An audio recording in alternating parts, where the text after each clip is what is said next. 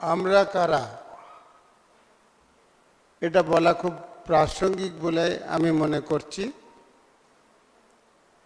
আমরা মূলত এনজিও পরিচালনা করি,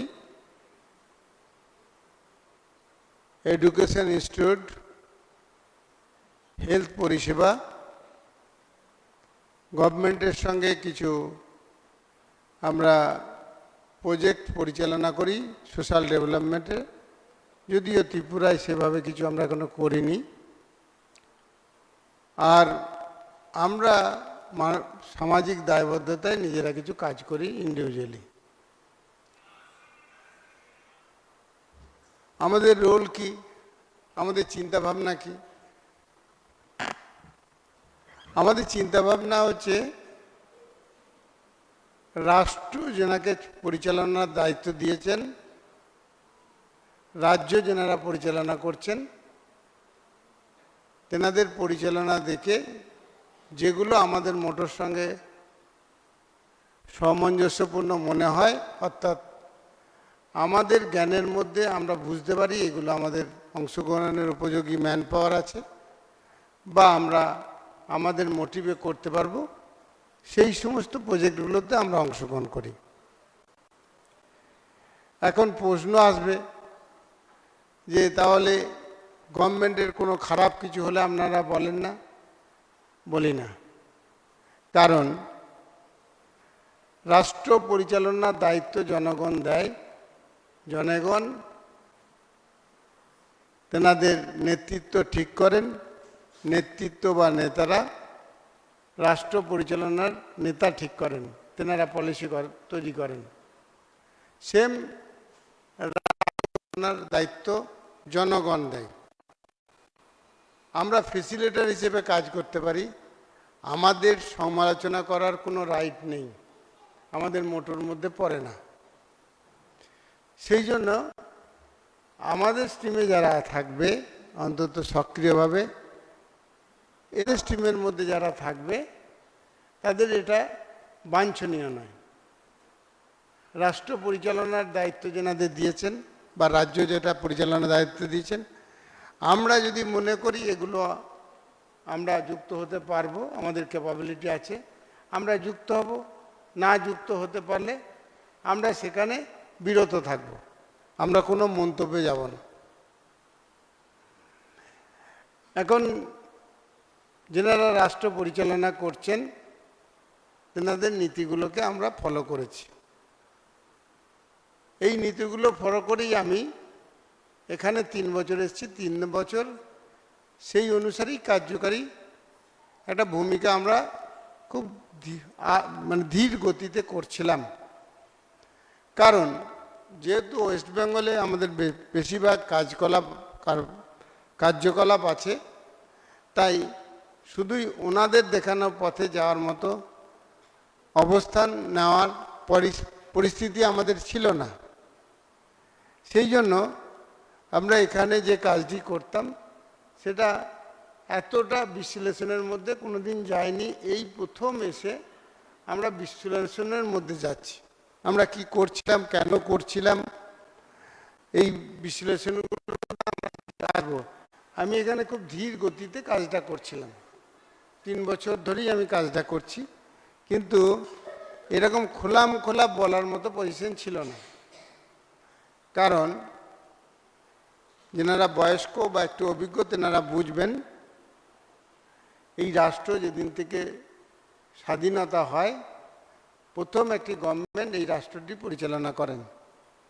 সেই গভর্নমেন্টের নীতি ছিল পুঁজিপতিরা পুঁজি বাড়াতে পারবে, তাহলেই দেশটার উপকার হবে। অর্থাৎ তেনাদের ভাবনা ছিল পুঁজিপতি যখন পুঁজি বাড়াবে তখনই কর্মী বাড়বে, কর্মীর স্বচ্ছন্দ বাড়বে এবং রাষ্ট্রের ডেভেলপমেন্ট হবে, দেশের ডেভেলপমেন্ট হবে, তার মানে মানুষেরই ডেভেলপমেন্ট হবে। তারপরে ওয়েস্ট বেঙ্গল এবং ত্রিপুরাতে আরেকটি গভর্নমেন্ট আসেন, তেনারা লেনিন এবং মার্ক্সকে সামনে রেখে সাম্যবাদের একটা কথা বলে একটা গভর্নমেন্ট পরিচালনা করেন। তারপরে এখানে যে গভর্নমেন্টটি এসছে সেই গভর্নমেন্টটি দীনদয়াল উপাধ্যায়ের আদর্শকে তুলে ধরে এবং অন্তোদয় একান্ত মানববাদ এই দুটি ভাবধারার উপর গভর্নমেন্টই এখানে এই নীতির উপর গভর্নমেন্টটা চলছে। আমাদের প্রায় 14 বছর একটি গভর্নমেন্ট চলে ওয়েস্টবেঙ্গলের ক্ষেত্রে, সেটা হচ্ছে মহাপুরুষদের সামনে রেখে কিছুটা পুঁজিবাদ কিছুটা সাম্যবাদকে মিলিয়ে, আমি যেহেতু এর কোনো বাদ ছিল না মমতাবাদী বলি, সেই বাদের উপর ওয়েস্টবেঙ্গলে 14 বছর একটা গভর্নমেন্ট চলে। 14 বছর গভর্নমেন্ট চলাকালীন 3.5 বছর আমি এখানে কাজ করছি। স্বভাবতই আমি এইভাবে খোলা এরকম সাপোর্ট করতে পারিনি তখন, যে অন্তোদয় বা মানববাদের উপর দাঁড়িয়ে যে গভর্নমেন্টই চলছে তার মোটোর উপর দাঁড়িয়ে আমরা আমাদের মতো অ্যাক্টিভিটিসটা তৈরি করেছি। অন্তোদয় কথাটির অর্থ হচ্ছে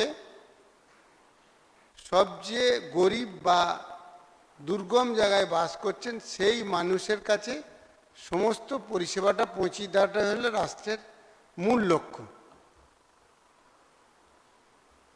আর মানববাদ হচ্ছে মানুষত্ব বা মানুষের কথা ভেবে শিল্প সাহিত্য সংস্কৃতি সব কিছুই ডেভেলপমেন্ট ঘটবে, এটাকে মানববাদ বা একান্ত মানববাদের মতো পড়ে। দীনদয়াল উপাধ্যায় এটিকে প্রচার প্রসার করার চেষ্টা করেন এবং সেই অনুসারেই এই আইডিওলজির উপরেই গভর্নমেন্টই আইডিওলজি তৈরি করার চেষ্টা করছে বা করেছে।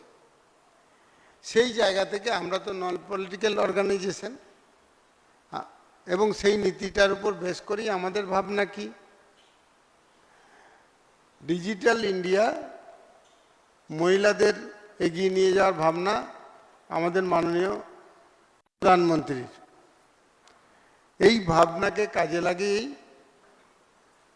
ওনাদের যে বক্তব্য, গ্রামের প্রতিটি মানুষ ডিজিটাল পদ্ধতিতেই কাজ করবে। বাস্তবিক এত তাড়াতাড়ি এটা সম্ভব নয়, তাই আমরা ভেবে নিয়েছি প্রতিটি গ্রামে একজন করে মহিলা ডিজিটাল এবং এআই শিখবে। এআই শিখবে বলতে কি, এআই ইমপ্লিমেন্টটা করে মানুষের উপকারের কথাটা ভাববে, এই শেখা এর বেসিক, যে কি করে এআই ইউজ করে। এটা খুব সিম্পল, জাস্ট কথা বলে সেটা সবাই পারবে কিছুদিন দেখলে পারে বা কিছুদিন তারা যদি এখানে অংশগ্রহণ করে। দূর দূরান্তে মহিলারা থাকেন, তেনাদের তো ক্লাস করার উপায় নেই, সেই জন্যে আমরা কি করেছি, 3টে টাইম আমরা ডিজিটালি ট্রেনিং করাচ্ছি। 3টের সময়, 7টার সময়, 9টার সময় অনলাইন ট্রেনিং। এই ট্রেনিংয়ের মধ্য দিয়ে তাদের আমরা প্রশিক্ষিত করছি। কি প্রশিক্ষণ আমরা দিচ্ছি, 7টি পরিষেবা যেন ডিজিটাল উপায়ে সমস্ত মানুষ পায়, তাই জন্যে তারা হেল্প করবে বা তাদের সঙ্গে অংশগ্রহণ করবে। তার মানে একজন শিখলেই বাকিরা আস্তে আস্তে শিখে যাবে, পরিষেবাটা কিন্তু প্রথম দিন থেকে পাবে। এটাকেই আমরা নাম দিয়েছি, ক্যাচি নাম এআই মা।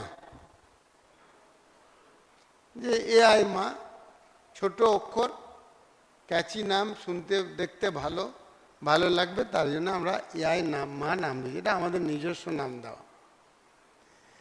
আমরা কম বেশি 1200 গ্রাম আছে ত্রিপুরাতে, তাহলে আমরা ধরছি 1200 এআই মা প্রশিক্ষণ দিয়ে প্রতিটি গ্রামের একজন করে তৈরি করতে হবে। যাদের গ্রামগুলো বড়, একটা সাইকেল লাগবে, আর মিনিমাম একটা ফোন বা ভালো হয় ট্যাব হলে, তাহলে তার মধ্য থেকেই গ্রামের সব লোকের পরিষেবা হবে। উদাহরণস্বরূপ বলি, এটা মেডিকেল কলেজ বলে যে ওরা টেলিমেডিসিনে সবাই এখানে ডাক্তার দেখাতে পারবে, বা যে কোনো জায়গায় ডাক্তার দেখাতে পারবে। অল ওয়ার্ল্ডের মধ্যে যে কোনো জায়গায় বাড়ি থেকে বসে ওরা ডাক্তার দেখাতে পারবে, বা ওনারা ডাক্তার দেখাতে পারবে। বেসিক কনসেপ্ট এইটা। এবার এই এআই মায়েদের খোঁজা, তাদের অংশগ্রহণ করানো জন্যে 300 জন মহিলা এন্টারপ্রেনার আমরা তৈরি করছি।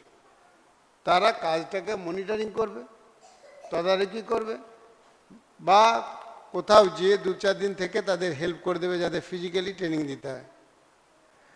আর 500 জন সোশ্যাল ইনফ্লুয়েন্সার যারা প্রচার প্রসার করবে, নিয়ে টোটাল হচ্ছে 2000 জন। এই 2000 জনের ট্রেনিংটাকে আমরা কমপ্লিট করতে চাইছি যুদ্ধকালীন ভিত্তিতে সেপ্টেম্বর মাসে 25 তারিখের মধ্যে। কারণ এই দিনটা আমরা টার্গেট করছি এই কারণে, এই দিনটা হচ্ছে দীনদয়াল উপাধ্যায়ের জন্মদিন। তো এই জন্মদিনে যাদের ট্রেনিং কমপ্লিট হবে তাদের, এবং কাজ করতে চাইবে তাদের একটা করে ট্যাব, ড্রেস, আর যাদের গ্রামের দূরত্ব অনেকটা তাদের জন্য একটা করে সাইকেল, এইটা আমরা প্রোভাইড করার কথা ভাবছি। এবং আমরা ভাবছি মানে আমাদের পয়সাটা সংগ্রহ করতে হবে, হয়তো কিছুটা আমরা দিতে পারবো, কিছুটা বিভিন্ন জায়গা থেকে ফান্ড নেওয়ার চেষ্টা করব। যদি না পাই তাহলেও আমি যেভাবে হোক দেওয়ার কথা ভাবছি। গভর্নমেন্টের কাছেও বলতে পারি, যদি কোনো জায়গা থেকে কিছু দেয়, কোনো সিএসআর ফান্ড দিলে দেবে, নাহলে এটা দায়িত্ব নিয়ে করব, এটা ভাবছি।